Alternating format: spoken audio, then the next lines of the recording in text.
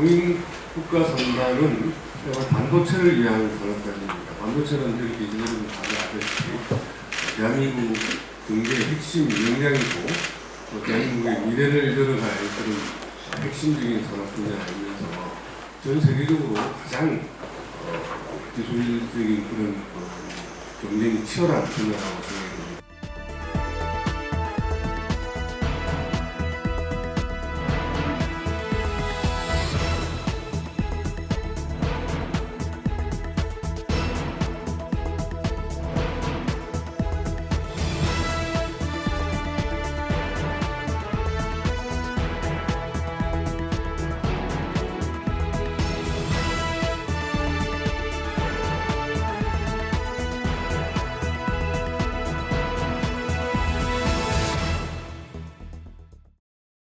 시청자 여러분, 한파에 건강 잘 챙기고 계십니까? 1700만 경기도민, 인천 시민들과 함께 수도권의 다양한 이슈를 심도 있게 짚어보는 인사이드 경인입니다. 반도체는 흔히 산업의 쌀이나 공기로 비유됩니다. 국제적으로 반도체 전쟁이라는 말이 나올 정도로 반도체의 중요성은 갈수록 커지고 있습니다. 하지만 최근 들어 국내외 상황 변화로 우리나라 반도체 산업이 위기에 처했다는 우려가 나오고 있습니다. 오늘 인사이드 경위는 국내 반도체 산업을 견인하는 경기도의 현재 상황과 경기 남부권 반도체 벨트의 미래에 대해서 이야기 나눠보겠습니다. 두 분 전문가 나오셨습니다. 먼저 한국반도체산업협회 안기현 사무국장님 나오셨습니다. 예, 안녕하십니까, 안기현입니다. 그리고 경기도 반도체혁신센터 박주상 책임연구원 나오셨습니다. 네, 안녕하십니까, 박주상입니다. 네, 먼저 안 국장님. 예. 앞서 소개드린 것처럼 반도체 패권이라는 말을 자주 들을 정도로 반도체의 중요성이 부각되고 있습니다. 시청자들께 반도체가 무엇이고 어떤 분야에 쓰이는지 간단하게 설명 부탁드립니다. 반도체는 이 전자제품의 부품으로 사용되는데요. 이 전자제품의 주요한 기능들을 다 반도체가 하신다고 보면 됩니다. 우리 대표적인 전자제품이 스마트폰인데, 이 스마트폰에 우리 보통 이제 스마트폰을 통신 기능을 사용하잖아요. 전화하는데. 네. 그 전화할 때 이 데이터를 연결시켜주는 역할도 하고요. 그리고 우리 스마트폰 기능 중에 하나 또 사진도 찍어요. 사진 찍는 그 센서도 반도체입니다. 찍으면 저장해야 되잖아요. 저장하는 것도 반도체입니다. 그리고 그냥 저장하는 게 아니고 데이터를 또 바꿔줍니다. 우리가 보는 데이터에서 우리가 반도체에 저장할 때는 디지털 이 신호로 바꿔주는데요. 그럼 변환 기능도 하고요. 또 우리가 스마트폰 쓸 때 가장 많이 쓰는 게 우리 소프트웨어를 깔아서 쓰지 않습니까? 뭐 우리가 톡을 한다든지 또 내비를 한다든지 그럴 때는 연산하는 반도체가 필요하는데요. 그 연산하는 반도체 꼭 필요합니다. 그래서 반도체가 없으면 그런 전자제품 못 만들죠. 다른 전자제품도 마찬가지죠? 예, 모든 전자제품에 반도체가 들어갑니다. 네. 요즘은 기계장치도 전자제품화되고 있기 때문에 기계장치 안에도 전기가 들어가는 곳은 다 반도체가 들어간다고 보고요. 대표적인 게 전기자동차입니다. 네. 지금 당장 반도체가 없어진다면 사실상 일상생활이 불가능해질 것 같은데요. 세계 반도체 산업에 있어서 우리나라가 차지하는 비중이 굉장히 큰 것으로 알려져 있는데 구체적으로 어느 정도입니까? 그 반도체를 이제 크게 나누면 메모리 반도체와 시스템 반도체로 나누는데요. 네. 메모리 반도체는 전 세계 시장의 60%를 저희가 공급을 하고 있습니다. 그리고 전부 합쳐서는 약 한 20%를 공급하고 있습니다. 네. 근데 우리가 반도체를 공급을 못하면 전 세계인이 전자제품을 사용할 수 없을 정도로 전 세계 시장에 대한민국 반도체가 차지하는 이 비중은 굉장히 크다고 볼 수 있습니다. 네. 우리나라가 이렇게 세계 반도체 산업에서 중요한 역할을 할 수 있었던 원동력 어디에 있었다고 보십니까? 원래 반도체는 미국에서 처음 개발돼서 미국에서 처음 회사가 나왔습니다. 네. 그리고 미국, 유럽, 일본 같이 반도체 산업을 주도해서 끌고 나갔죠. 1950년대, 60년대, 70년대 반도체 종주국입니다. 저희는 실제 1974년부터 반도체 제조를 시작했지만 본격적으로는 1980년대 들어서 우리가 반도체 산업을 시작했는데요. 네. 결국 이제 지금은 반도체 제조는 세계 최강입니다. 이렇게 될 수 있었던 원동력은 빠른 투자 그리고 부지런한 인재입니다. 우리가 반도체 종주국에 있는 나라보다 훨씬 빨리 그리고 많이 투자를 했기 때문에 그 나라를 앞서 있었고요. 그리고 투자라는 것은 시설이지 않습니까? 네. 그 시설을 통해서 연구 개발하고 생산할 수 있는 훌륭한 인재들, 또 부지런한 인재들이 있었기 때문에 우리가 세계 최강이 될 수 있었던 원동력이 됐습니다. 결국 자본 투자와 인적 자본 예. 그 두 가지로 요약할 수 있겠습니다. 예, 맞습니다. 네, 박주상 박사님. 네. 우리나라가 이렇게 세계 반도체 시장에서 한 축을 담당하는 데 있어서 이 경기도에 소재한 반도체 관련 기업들이 큰 역할을 했습니다. 국내 반도체 산업에서 경기도가 차지하는 비중 얼마나 됩니까? 네, 지금 경기도는 지금 반도체 산업에 있어서의 중심이라고 볼 수 있는데요. 경기도에만 1,200개가 넘는 반도체 관련 기업들이 입주해 있습니다. 그리고 전체 반도체 생산량에 있어서도 거의 77% 정도의 200조에 맞먹는 그런 규모의 생산량을 가지고 있고요.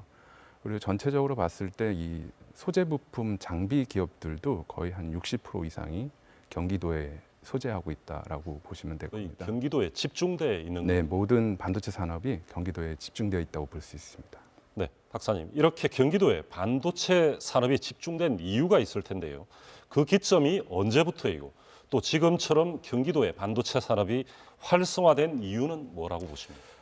기점이라고 보는 거는 1983년도에 삼성이 이제 기흥 사업장을 열면서 생산을 시작하면서 그때부터 시작이 됐다고 볼 수 있고요. 그 뒤에 이제 SK 하이닉스, 예전 현대전자였던 이천에 메모리 공장을 짓기 시작해서 그때부터 경기도 지역이 반도체 중심 지역으로 우뚝 솟은 게 아닌가 생각이 됩니다. 네. 네, 우리나라 반도체 산업에 있어서 이렇게 경기도의 역할이 굉장히 큰데요. 박사님 계신 그 경기도 반도체 혁신센터도 이런 의미에 따라서 설립된 기관으로 알고 있는데 어떤 업무를 하는 곳입니까? 네, 저희 그 반도체 혁신센터는 지금 현재 차세대 융합기술연구원 산하에 있는 기관으로서 최근에 이제 반도체 산업을 좀 더 활성화시키고 강화시키기 위해서 지속적인 노력이 필요한데 그런 의미로 만들어지게 된 기관입니다. 그리고 저희 기관은 기본적으로는 반도체 혁신센터 안에 기술개발팀과 인재양성팀 그리고 분석개발팀이 따로 존재하고 있어서 이러한 기관 시설과 그 인력들을 이용해서 중소 중견기업 및 대기업과의 연계 또는 이제 인력 양성 사업 등을 수행을 하고 있는 그런 기관입니다. 네, 안 국장님. 지금까지 이제 글로벌 반도체 시장에서 우리나라가 차지하는 비중 그리고 경기도의 이 역할에 대한 말씀을 들어봤는데요. 국장님, 요즘 들어 우리나라 반도체 산업이 위기에 처했다 이런 이야기가 자주 나옵니다. 어떤 이유에서 그렇습니까? 이게 한 단어로 표현하면 경쟁 때문에 생긴 일입니다. 저희가 80년대 본격적으로 투자를 해서 90년대 중반부터는 기술력으로 세계 최강이었고요. 네. 제조시설 그리고 제조 기술력으로 최강이었습니다. 이제 그 사이에 종족인 미국, 일본, 유럽은 새로운 투자를 안 했습니다. 안 한 지가 근 30년이 됐습니다. 그래서 우리가 그동안 30년 동안 사실은 경쟁 없이 지금까지 성장을 했습니다. 그런데 지금부터 경쟁이 생겼습니다. 반도체가 굉장히 옛날보다 중요해졌습니다. 왜냐하면 우리가 전자제품 또 기계장치들이 똑똑해져야 되는데요. 똑똑해지는 가장 중요한 이 원인은 반도체가 있어야 되기 때문에 그렇습니다. 네. 그래서 반도체가 없이는 그 나라의 첨단 제조 산업이 발전할 수 없기 때문에 반도체 제조에 있어서는 미국, 일본, 유럽도 다시 제조 시설을 구축하기 시작했고 그 제조 시설이 우리나라와 경쟁을 하게 됐습니다. 경쟁이 굉장히 치열해졌다는 거고요. 그 경쟁에서 우리가 밀릴 가능성도 있기 때문에 위기라고 하는 겁니다. 네. 물론 경쟁이 과거에도 있었을 텐데 지금 다시 새롭게 완전히 경쟁이 치열해진 거군요. 그 80년대, 90년대의 경쟁에서 저희가 이겼죠. 네. 그래서 종족인 미국, 일본, 유럽은 반도체 제조는 한국 또는 대만에 넘겨줬습니다. 위탁을 했는데. 예, 넘겨주고 그 나라들은 더 이상 반도체 제조 시설을 안 하겠다 하고 투자를 안 했습니다. 네. 그래서 그 경쟁을 안 한 지가 30년이 됐거든요. 아, 그래서 30년 만에 다시 경쟁이 됐는데요. 문제는 미국, 일본, 유럽이 원천 기술을 갖고 있다는 겁니다. 우리가 절대로 이 경쟁에서 유리하지 않습니다. 네. 지난 연말이죠. 산업기술혁신촉진법에 따라 설립된 한국공학한리문의 반도체 특별위원회가 한국 반도체 산업 동향 연구 결과를 발표했는데요. 이 자리에 참석한 전문가들이 한국 반도체 산업은 역사상 최대 위기에 봉착했다. 이대로라면 산업 전반에 돌이킬 수 없는 상처를 남길 수 있다라는 경고를 내놨는데 국장님 어떻게 해석해야 됩니까? 첫 번째는 아까 경쟁이라고 경쟁이 굉장히 치열했습니다. 네. 근데 우리가 이겨야 되는데 밀리면 안 되는데요. 우리가 그 80년대, 90년대 경쟁에서 이길 수 있었던 이유는 투자와 인재입니다. 이제 근데 우리가 투자가 옛날보다 빨라지지 않 느려졌습니다. 그리고 인재들도 부지런함이 없어져 가고 있습니다. 과거에 비해서 그러면 미국, 일본, 유럽이 제조 시설을 포기했던 그 이유가 바로 그 이유 때문에 그런 거거든요. 우리가 그 나라들처럼 되어 가고 있다. 그래서 위기다라고 한 목소리를 낸 겁니다. 그래서 우리는 한번 우리가 성장했던 그 경쟁에서 이길 수 있었던 경쟁력의 원동력을 우리는 다시 한번 생각해 봐야 된다라고 한 목소리를 내본 겁니다. 네. 네, 그리고 앞서 말씀하신 대로 세계 시장에서 60% 이상 점유율을 기록하는 우리나라 그 메모리 반도체 기술력인데요. 이것도 기술 격차가 그 중국이나 다른 나라들과 많이 좁혀졌다고 합니다. 어느 정도로 좁혀졌습니까? 미국 이제 메모리 반도체는 한국, 미국이 주도했는데요. 네. 우리가 미국보다는 앞서 있었습니다. 근데 지금은 그 기술력이 차이가 있나? 라는 의문이 있을 정도로 차이가 없어졌고요. 중국은 추격자였습니다. 네. 추격자 거리가 있었는데요. 요즘은 거리가 없다. 우리랑 동등하다라는 얘기까지 나올 정도로 그렇다 하더라도 뭐 1년이든 0.6년이든 이 정도의 차이는 있다라고 또 말들을 하지 않습니까? 예, 우리가 낸드 플래시라고 단순 저장하는 메모리 반도체는 차이가 없다라고 네. 표현하고요. D램이라고 이제 연산하는 데 도와주는 메모리 반도체는 한 2년? 예, 2년이고요. 우리가 인공지능을 제외하고는 범용 D램은 우리랑 수준은 없다, 차이가 없다라고 얘기할 정도입니다. 그럼 메모리 반도체에 있어서 우리나라가 가진 경쟁력이 그렇게 그 차별성이 없다. 안전하지 않다. 네. 예, 안전하지 않다 이렇게 표현하겠습니다. 네, 알겠습니다. 안 국장님 하나만 더. 그 세계적 동향 또한 이 반도체를 국가 안보와 직결되는 산업으로 인식하면서 다른 나라들은 이 정부 차원에서 보조금을 쏟아붓고 있다고 하는데 다른 국가들과 비교했을 때 우리나라는 어느 정도입니까? 그러니까 이제 크게 보면 이게 이제 미국이나 일본, 유럽은 그 2021년 4월 달에 바이든 대통령이 반도체 제조를 시작한다고 하면서 사용한 단어가 2개 있습니다. 반도체는 인프라다. 반도체 없으면 다른 산업 없어진다. 네. 그리고 반도체는 안보다. 반도체가 없으면 경제 자체가 무너진다라는 표현을 했거든요.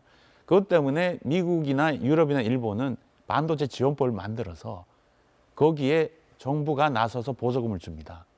그리고 투자 세액 공제도 합니다.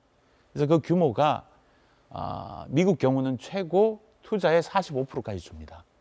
근데 우리도 그 관련돼 있는 법은 있습니다. 저축법을 통해서 투자한 부분에 대해 세액 공제해 주는데요. 지금 15%입니다. 대기업 기준으로 15%고요. 20% 법안은 발의가 됐는데 그 빨리 통과를 시키면 20% 됩니다. 네. 이 차이가 한 25% 나지 않습니까? 네. 25% 차이가 난다고 이해를 해주시면 될 것 같습니다. 네, 알겠습니다. 박주상 박사님. 네. 메모리 반도체 분야에서는 우리나라가 이 아주 60% 높은 점유율을 유지하고 있지만 이 시스템 반도체에서는 우리나라의 글로벌 경쟁력이 취약하다. 메모리 반도체에 비해서는 매우 취약한 거죠. 박사님, 먼저 이 메모리 반도체와 시스템 반도체 차이부터 한번 설명을 해 주시죠. 네, 우선 그 메모리 반도체라는 것은 말 그대로 저장을 하는 기능을 가지고 있는 반도체라고 보시면 됩니다. 네. 예를 들면 저희가 그 노트나 공책 같은 데 이렇게 적는 것과 같은 역할을 하는 거고요. 주로 이 D램 같은 경우는 이제 CPU를 이제 저장하는 역할을 하는 거고요. 낸드 같은 경우에는 뭐 스마트폰에 사진이나 이런 거 저장할 때 쓰는 용도로 생각하시면 될 것 같습니다. 근데 저희가 이 메모리에서는 굉장히 우수한 게 삼성하고 SK 하이닉스가 전체 시장의 1등과 2등을 항상 엎치락 뒤치락 하고 있고요. 대신에 이제 시스템 반도체 같은 경우는 우리가 저장이 아닌 연산을 생각하시면 될 것 같습니다. 계산을 하거나 연산을 하는데 사용되는 반도체라고 생각을 하시면 되고, CPU에는 보통 이제 그런 연산 기능, 그 다음에 GPU도 마찬가지고, 그 다음에 SoC라고 해서 보통 AP라고도 하는데 휴대폰에 들어가서 이 휴대폰을 전체적으로 조정을 하고 기능을 하게 하는 그런 역할의 반도체가 있습니다.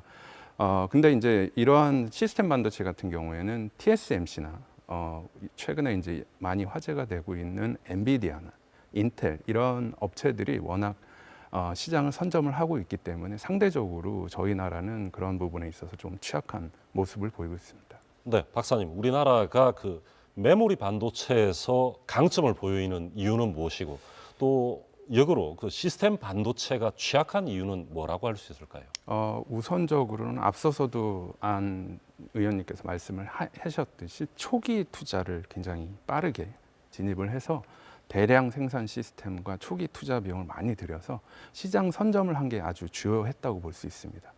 그리고 그 상대적으로 낮은 그 기술적인 부분에 있어서 그 설계의 복잡도가 좀 떨어집니다. 네, 지금 메모리 같은 경우에는 상대적으로 시스템보다는 좀 단순화되어 있고, 또 이러한 이유 때문에 기업들이 그러한 그 시장을 잘 지배하고 있는데, 시스템 같은 경우에는 사실 지금 조금 늦게 진입을 한 그런 경향이 있습니다.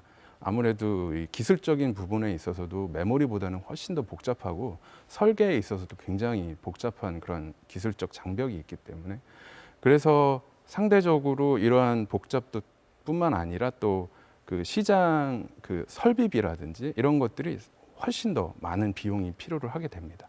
그러다 보니까 이제 그러한 초기 투자 비용 때문에 좀 투자를 좀 망설인 그런 부분들도 있고 해서 현재는 그러한 것들을 보완을 해서 메모리에서는 굉장히 우위를 가지고 있으니까 이걸 계속 유지하고, 네. 시스템 반도체 분야에서는 이런 설계 능력을 좀 강화시키거나 아니면 이제 팹리스 기업들을 좀 M&A를 할 수도 있는 뭐 거죠. M&A가 됐든 지원이 됐든 이제 뭐 네.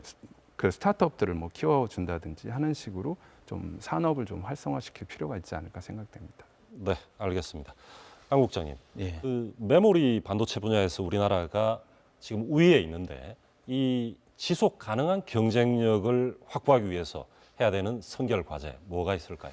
첫 번째는 초격차. 기술적으로 1등이거든요. 네. 1등인데 거리가 가까워졌는데요.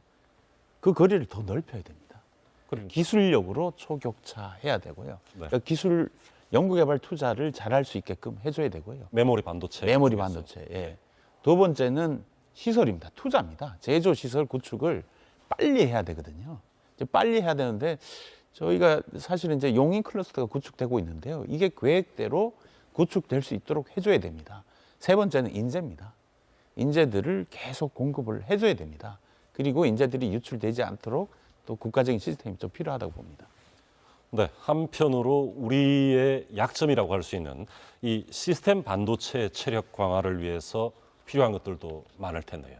예. 첫 번째 시스템 반도체는 수요자 중심의 반도체거든요. 수요자가 주문을 해줘야 돼요. 근데 이게 연결하기가 어렵습니다. 사실은 국내 수요자들이 있습니다.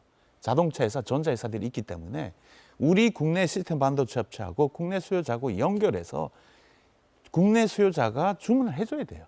주문을 해주고 기술 개발해야 되고요. 네. 그리고 인재들이 들어가야 되고, 그리고 또 하나는 시스템 반도체는 분야별로 이렇게 분리가 돼 있습니다. 설계하는 회사, 제조하는 회사 분리가 돼 있는데요. 이걸 한 팀으로 묶어야 됩니다. 한 팀화 시켜서 이게 시너지가 날 수 있도록 해줘야 됩니다. 네. 예, 그렇게 하면 시스템 반도체가 좀 발전하지 않을까 이렇게 생각이 듭니다. 네, 안 국장님. 예. 엔비디아나 TSMC를 본다면 우리가 약한 이 시스템 반도체에서 매우 강점을 보여주고 있는데 이들이 이렇게 강한 이유는 어디에 있다고 보십니까? 엔비디아는 반도체를 설계를 전문으로 하는 기업입니다. 아까 이제 팹리스라고 하는 기업이고요. TSMC는 반도체를 제조만 하는 기업입니다. 이게 파운드리라고 하는데요. 반도체 제조, 특히 시스템 반도체 제조 전문 기업입니다. 근데 TSMC가 사실은 이제 시스템 반도체 제조 입장에서 보면 시스템 반도체 첨단 제조 기술을 갖는 기업은 전 세계에서 지금 현재 2곳밖에 없습니다. 대만의 TSMC, 한국의 삼성전자 네. 2곳인데요. 그 나머지 3등부터는 첨단을 못합니다. 네.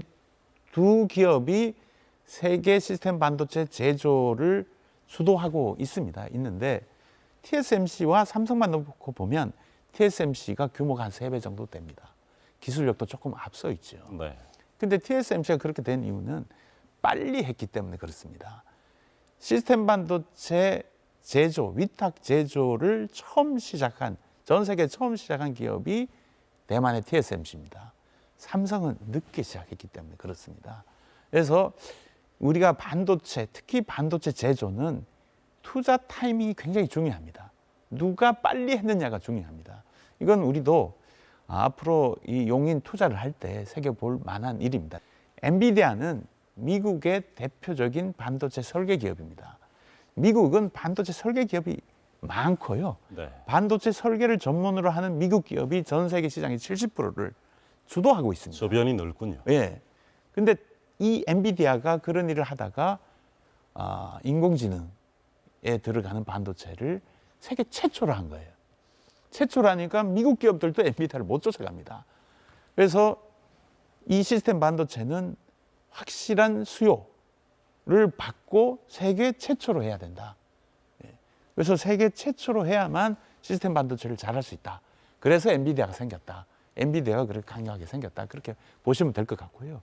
그래서 TSMC하고 엔비디아 둘 다 우리가 이걸 벤치마킹해서 이와 같은 우리 산업을 육성할 때 그런 사례를 보고 육성을 해야 될 것 같습니다. 네, 박주상 박사님은 어떻게 보십니까? 네, 저도 많은 부분 공감을 하는 부분들이고요. TSMC 같은 경우는 사실은 그 초기 삼성전자와 유사한 형태로 시작을 했었습니다. 근데 그 뒤로 이제 메모리와 이제 시스템으로 이제 분리하는 그러한 산업적인 과정에서 TSMC는 철저하게 그 파운드리 서비스 기업으로 자리매김을 했는데요. 그 과정들을 보면 되게 그 단순한 문제가 아니라 그 사실은 대만은 거대한 시스템 반도체 단지다라고 보시면 될 겁니다. 그만큼 적극적으로 그 반도체 산업, 특히 파운드리 산업에 있어서 정부 지원도 어마어마한 지원이 있었고 초기 시작 자체도 정부가 만든 회사였거든요. TSMC 같은 경우는. 그래서 지금까지 꾸준히 육성을 해서 최근에 몇 년 사이에 빛을 발하기 시작을 한 거죠. 애플의 그 AP를 만들고 지금 말씀하신 엔비디아의 GPU를 AI용 GPU를 만드는 이런 일 때문에 사업이 굉장히 커지고 거기서 큰 이익을 많이 얻었는데 그런 측면에서 보면 저희도 더 늦기 전에 이 시스템 반도체 쪽 특히 파운더리나 아까 말씀하신 엔비디아 같은 그 팹리스 설계 기업들을 육성을 해서 지금은 뒤처지지만 앞으로는 뒤처지지 않도록 계속 그 성장을 시켜나가고 그 육성을 하는 게 굉장히 중요하다고 생각이 됩니다. 알겠습니다. 우리나라 반도체 산업의 강점과 약점 또 개선 방향을 제시해 주셨는데 경기도에 그 명운이 달렸다고 해도 과언이 아닐 정도입니다. 박사님, 반도체 산업 발전을 위해서 경기도는 어떤 부분에 중점을 두고 정책을 추진하고 있습니까? 경기도가 반도체 산업에 있어서 특별히 신경 쓰는 거는 크게 두 가지라고 생각됩니다. 그 권역별 특화 그리고 동반 성장이라는 목표를 가지고 있는데요. 권역별 특화 같은 경우에는 지금도 이제 안성 소부장, 그다음에 용인 특화단지, 그다음에 여기 이번에 또 용인 첨단 국가산업단지 등이 이렇게 만들어지게 됐는데 어떤 지역적인 특색을 잘 살려서 반도체 산업에 있어서도 어떤 특성 있는 그런 산업을 만들어내려고 노력을 하고 있고요. 동반성장 같은 경우에는 단순하게 뭐 대기업뿐만 아니라 중소 중견기업들도 같이 상생을 하면서 전체적인 반도체 생태계가 강화되고 활성화될 수 있는 그런 역할을 할 수 있는 데 노력을 하고 있고요.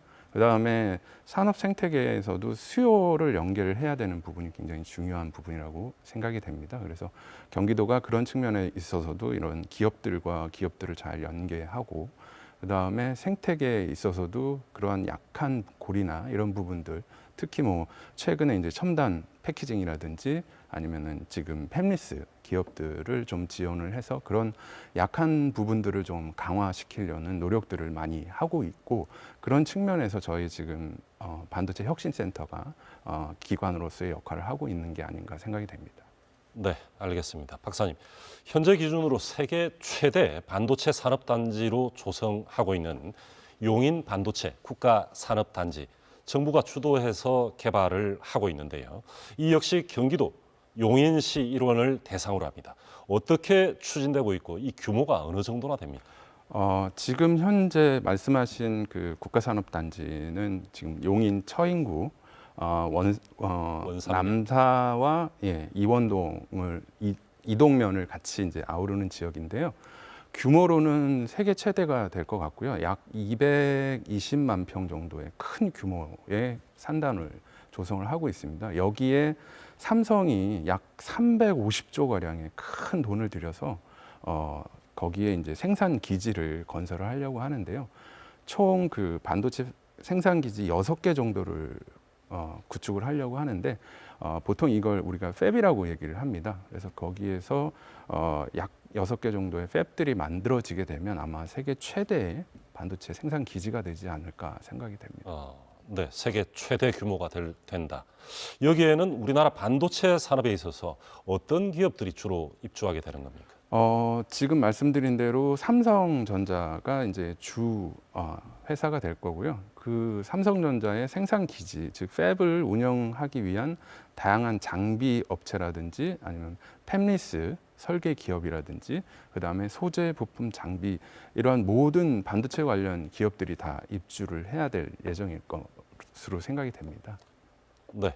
최근에 나온 소식을 보면은 이 용인 반도체 국가산업단지 착공을 당초 계획보다 3년 6개월 정도 앞당기기로 했다라고 하는데요. 앞으로 남은 절차 그리고 향후 일정은 어떻게 되는 겁니까? 말씀해 주신 대로 이 경기도와 정부도 이제 반도체 산업의 위험성이랄지 이제 그런 것들을 생각을 해서 좀 선제적으로 대응을 하고 있는 게 아닌가 생각이 됩니다. 이렇게 빠르게 진행이 되면서 벌써 이 산단 계획은 이제 확정이 돼서 승인이 됐고요. 올해부터 이제 그러한 그 토지 보상이라든지 이런 것들을 실시를 해서 아마도 2026년 말쯤이 되면 착공이 시작될 거라고 생각이 됩니다. 그럼 완공은 언제 되는 겁니까? 정확한 시점은 지금은 좀 그렇지만 일단 계획되어 있는 것들은 LH가 이제 그 전체 그 준공 시점을 한 2030년, 31년 정도 생각을 하고 있고요. 거기에 삼성전자 같은 경우는 2030년에 첫 번째 팹을 완공을 목표로 지금 인프라를 구축을 하고 있습니다. 네, 알겠습니다. 안 국장님, 이 반도체 산업 분야 전반에 있어서 이 용인 반도체 국가산업단지가 갖는 의미 뭐라고 볼 수 있을까요? 우리나라에서 굉장히 중요한 일인데요. 지금은 전 세계 반도체 기술을 갖고 있는 나라 6곳입니다. 투자 전쟁이라고 할 정도로 투자가 이루어지고 있고요. 이 경쟁, 이 전쟁에서 누군가는 밀려날 겁니다. 근데 여기서 우리가 살아남아야 되는데요. 이 살아남을 수 있는 그리고 이길 수 있는 베이스 캠프가 지금 이곳이다. 이곳에서 우리는 살을 걸어서 해야 된다. 그래서 여기서 살아남아야 우리가 전 세계의 반도체 강국으로 살아남을 수 있다라는 중요한 의미를 갖고 있습니다. 네, 좀 더 구체적으로 들여다보면 이 용인 반도체 국가산업단지는 우리나라 반도체 산업의 그 약점이라고 할 수 있는 시스템 반도체 분야의 팹리스나 소부장으로 불리는 소재, 부품, 장비 쪽에 특화된 산업단지인데요. 반도체 업계에서 그는 기대도 크겠죠. 제가 이제 아까 말씀드린 바대로 시스템 반도체는 한 팀이 돼야 된다. 뭉쳐야 된다. 근데 지리적으로 뭉쳐 있거든요. 네. 가장 효율적으로 운영되지 않을까. 일단은 반도체 제조 공장이 있는데요. 반도체 제조 공장은 반도체 설계하는 기업이 제조를 해주는 거거든요. 설계하는 기업이 바로 옆에서 반도체 제조를 해주고 제조 시설 구축에 소재 부품 장비 기업들도 바로 옆에 있기 때문에 우리나라 소재 부품 장비 기업들이 우리나라 제조 기업에 들어가서 운영만 되면 수준이 굉장히 향상이 됩니다. 우리가 세계 최고의 제조 기술을 갖고 있기 네. 때문에 그래서 팹리스나 소재 부품 장비 기업의 경쟁력이 향상되는데 상당한 도움이 될 것 같습니다. 네, 알겠습니다. 박 박사님, 이 용인 반도체 국가 산단뿐만 아니라 경기도 내에는 그 추진 중인 반도체 중점 산업단지가 여럿 있습니다. 네. 지금까지 말씀해주신 용인 국가 산단에 앞서서 2021년부터는 그 용인 반도체 클러스터도 있던데요. 여기는 우리나라 반도체 산업에 있어서 어떤 역할을 하게 되는 겁니까? 지금 말씀하신 용인 그 원산면에 지금 말씀하신 그 특화 반도체 단지, 클러스터. 예, 클러스터를 만들고 있는데요. 거기는 이제 SK 하이닉스가 주가 돼서 총 4개 정도의 팹을 건설을 하려고 하는 계획이 있고요. 벌써 지금 현재 그 원산면 같은 경우에는 거의 한 75% 이상의 단지 조성 작업이 끝나가고 있습니다. 그래서 내년 3월에는 실제 팹이 그 SK 하이닉스에서 건설하고자 하는 팹을 착공을 할 계획에 있고요. 이 지역만 해도 벌써 여러 그 소부장 기업들이 벌써 입주 예정으로 해서 계약을 맺은 걸로 알고 있습니다. 거의 한 31개 정도 기업들이 벌써 예약을 하고 있고요. 차후에 이 단지가 이제 완공이 되고 나면 아마 또 다른 그 반도체, 메모리, 특히 메모리 분야에 있어서는 특히 요즘 최근 AI 반도체라고 해서 HBM, 고대역폭 메모리가 굉장히 이슈가 되고 있는데요. 그런 것들을 이제 생산할 수 있게 되는 첨단 메모리 반도체 단지가 되지 않을까 생각이 됩니다. 네, 박사님. 그러면 언제부터 이 본격적인 생산 활동이 이루어질 수 있는 겁니까? 네, 지금 그 아까 말씀드린 대로 공사 진행 정도가 한 75% 이상 산단 조성 작업은 끝났고 내년 3월에 그 팹을 착공을 해서 계획은 2027년이 되면 실제 그 생산을 시작하려는 계획을 가지고 있습니다. 네. 안 국장님, 이런 그 반도체 국가 산업단지 그리고 반도체 클러스터 지금 뭐 한두 군데가 아닌데요. 이게 계획대로라면은 뭐 2030년 또 2035년에는 아주 세계 최대 규모가 될 텐데 이 완공을 하는 데 있어서 어떤 해결해야 될 과제, 장애물도 적지 않다고 하는데 이 전력이나 용수 어떻게 되는 겁니까? 그게 이제 하이닉스 반도체 클러스터의 예를 들면 네. 용수 끌고 오는 게 쉽지 않았습니다. 강에서 끌고 오는데 이게 여러 지역을 거치잖아요. 네. 여러 지역을 거치면 반드시 주민들이 뭔가 이 저항이 있습니다. 주민들이 그걸 해결해야 돼요. 그 민원이라고 하는데 민원 해결이 가장 어렵습니다. 전기도 마찬가지입니다. 발전은 하고 우리는 이제 전기를 사용하는 쪽하고 거리가 멉니다. 그 전기선이 와야 되는데요. 동네마다 오다 보니까 동네마다 한 번씩 쉬어야 돼요. 예, 그게 또 민원입니다. 그래서 그걸 상당히 좀 어렵습니다. 어려운데 이건 사실은 이제 기업이 해결할 문제보다는 온 국민이 좀 도와주셔야 될 것 같습니다. 이해해 주시고 국가 경제에 중요한 일이고 대한민국 미래와도 가장 직결되어 있는 문제이기 때문에 지금 현재 우리 기성세대들이 잘 이해하고 도와주셔야 되지 않을까. 이게 한 번 스톱을 하면 시간이 많이 흐릅니다. 그만큼 늦잖아요. 늦으면 우리가 공장을 못 지을 수도 있습니다. 경쟁력 때문에. 네. 그래서 심각하게 인식을 해주시고 도와주시면 고맙겠습니다.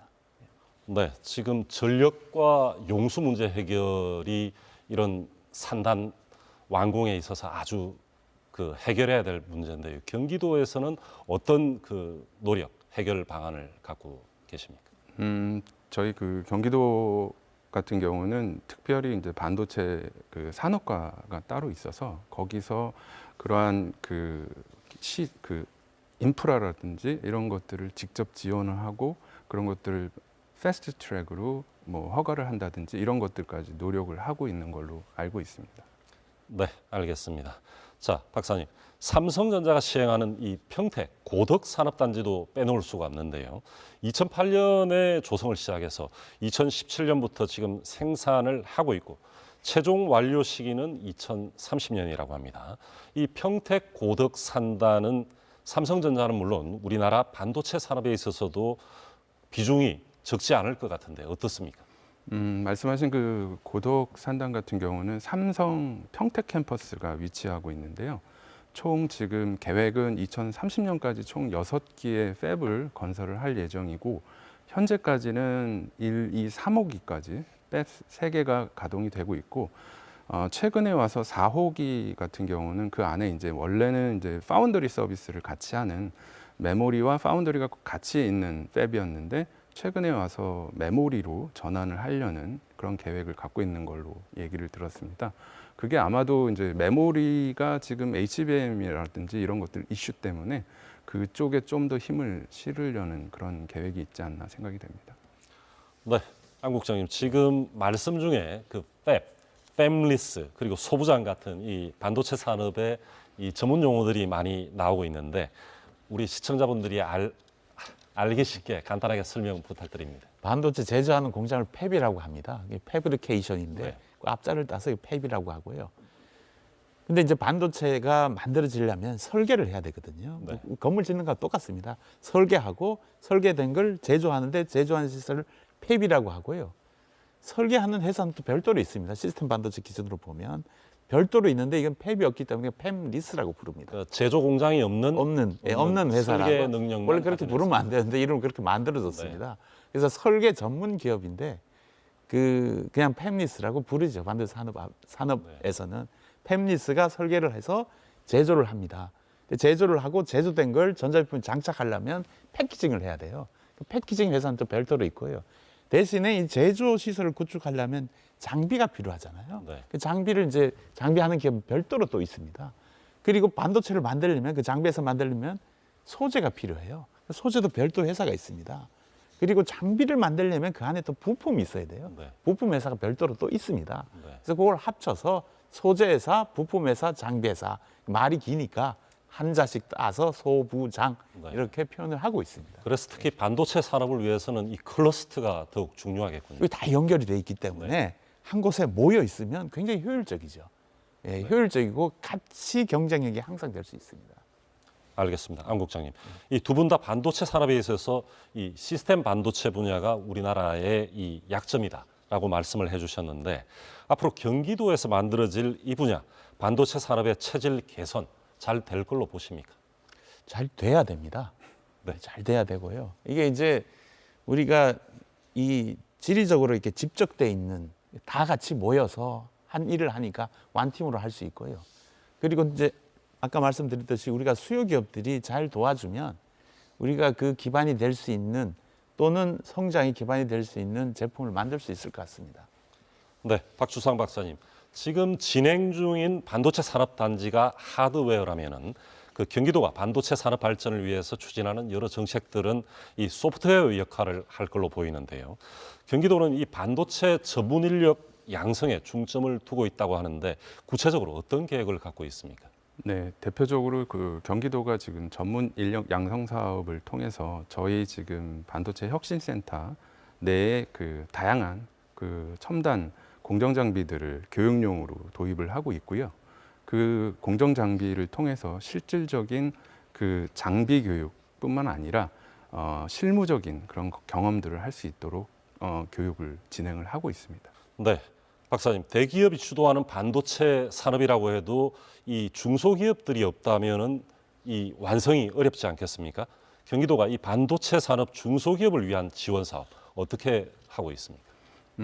대표적으로 몇 가지 이제 사업들이 있는데 대표적인 게 이제 오사트 기업의 시스템 반도체, 오사트 기업의 기술 지원하는 지원 사업이 있고요. 그 다음에 그 이 기술 지원 사업을 통해 가지고 이제 중소기업의 이제 기술 강화 및 그 기술 개발에 중점을 두고 있는 그런 사업이 있고, 두 번째로는 저희 그 반도체 혁신센터를 통해서 그 다양한 중소 중견 기업을 위한 기술 제공이라든지 그다음에 기술 서비스, 그다음에 그 장비들을 이제 활용을 할 수 있게 하는 공간 대여라든지 이런 것들을 또 진행을 하고 있습니다. 그리고 반도체 테스트베드를 구축을 해서 이 테스트베드를 통해서 기업들이 원하면 거기서 이제 뭐 품질 인증이라든지 아니면은 뭐 그 어떤 문제점이 있는지를 알아낸다든지 이런 식의 이제 서비스를 진행을 하고 있고요. 또 저희 그 인재 개발을 통해 가지고 중소 중견 기업들의 인력들을 좀 지원을 해주는 그런 역할도 하고 있습니다. 네, 박 박사님. 경기도가 우리나라의 반도체 산업을 견인하는 것에는 의심의 여지가 없습니다. 경기도의 반도체 산업을 누구보다 잘 알고 계신 이 전문가의 입장에서 글로벌 반도체 시장에서 우리나라가 경쟁력을 유지할 수 있도록 하는데 있어서의 경기도의 역할에 대해서 한 말씀 부탁드립니다. 가장 대표적인 것들은 이제 저희가 이제 기술 개발 지원을 한다는 그런 측면이 있을 수 있고요. 또 크게는 이제 인력 양성을 통해서 시기적절한 시기에 필요로 한 인력들을 공급하는 그런 역할을 하는 게 가장 중요한 부분이 아닐까 생각이 됩니다. 또한 글로벌 시장에 있어서 그 기업들이 사업을 하는 데 있어서 가장 중요한 게 글로벌 공급망을 구축을 하거나 수요를 찾아내는 것들인데 저희가 뭐 전시회라든지 아니면은 그런 교류를 통해 가지고 세계적인 그 교류 사업을 통해 가지고 그런 것들을 지원을 하는 그런 것도 하나의 한 역할이라고 생각이 되어집니다. 네, 안 국장님. 국내 반도체 분야 전문가들이 우리나라 반도체 산업의 위기가 곧 닥쳐올 수도 있다라고 우려하고 있습니다. 국장님께서 이 산업계를 대표해서 앞으로 어떻게 전망하십니까? 위기가 왔다라고 볼 수 있습니다. 그 전 세계 반도체 산업의 역사가 70년이고요. 네. 우리나라 반도체 산업의 역사는 50년입니다. 20년 뒤에 우리가 시작을 했는데 지금은 우리나라 반도체 제조 분야에서는 1등입니다. 근데 우리가 반도체 산업을 시작한 지 20년 채 안 돼서 1등을 했거든요. 그건 이제 우리가 투자와 인재 때문에 한 거고 경쟁이 없었기 때문에 한 겁니다. 근데 앞으로는 치열한 경쟁이 예상이 됩니다. 왜냐? 반도체 종주국이 원천 기술을 갖고 반도체 제조를 시작했습니다. 그러면 지금 6개 국가가 반도체 제조에 경쟁이 들어갑니다. 아주 치열하고요. 그 나머지 우리나라를 제외한 나머지 국가들은 정부의 전폭적인 지지도 있습니다. 지원 있기 때문에 우리가 사실은 이 반도체 투자 전쟁에서 안전할 수는 없습니다. 근데 이건 우리가 극복해야 되는데 저는 10년 이상 걸린다고 봅니다. 10년을 우리가 견뎌내야 그 다음 우리의 세상이 온다예요. 10년쯤 되면 아마도 경쟁력이 없는 나라는 거기에서 도태될 겁니다. 근데 우리나라가 아니라면 나머지가 도태되면 우리나라는 10년 뒤부터는 지금보다 훨씬 세계시장에서 강한 경쟁자가 될 거고요. 세계시장을 주도할 걸로 보고 있습니다. 지금보다 더 우리나라 반도체 산업의 경쟁력은 더 높아질 걸로 보고 있고요. 그리고 뭐 삼성이나 하이닉스 제조뿐만 아니고 우리 팹리스나 소재 부품 장비까지도 경쟁력이 지금보다 훨씬 향상되지 않을까라고 생각이 되는데 우리가 해결해야 될 것은 10년을 견뎌야 된다라는 거고요. 10년을 견디는 베이스 캠프는 용인 클러스터, 용인 국가산업단지를 중심으로 우리가 반도체 산업의 치열한 투자 전쟁에서 극복해야 된다, 견뎌내야 된다라고 말씀드릴 수 있습니다. 네, 박주상 박사님은 어떻게 보십니까?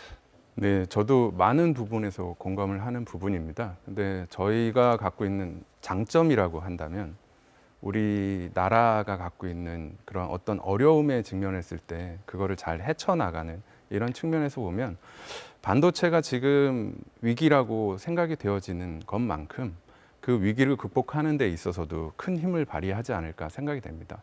지금 삼성이 고전하고 있는 몇 가지 문제점들이 있는데 그것들은 사실 기술적인 부분이라고 생각되어지지 않고요.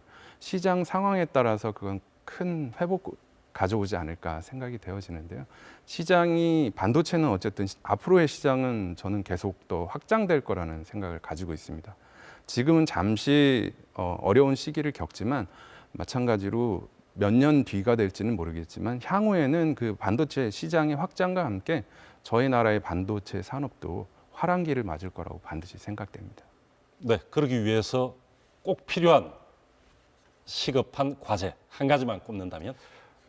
첫 번째로 보면은 사람입니다. 결국은 이 고급 인력들이 그 산업에 잘 적응을 해서 그 산업을 계속 이끌어 나가야 되는데 지금 이 인재 유출 및 그런 인재들을 교육을 해서 쓸 수 있는 풀이 너무 협소한 상태라고 생각이 됩니다.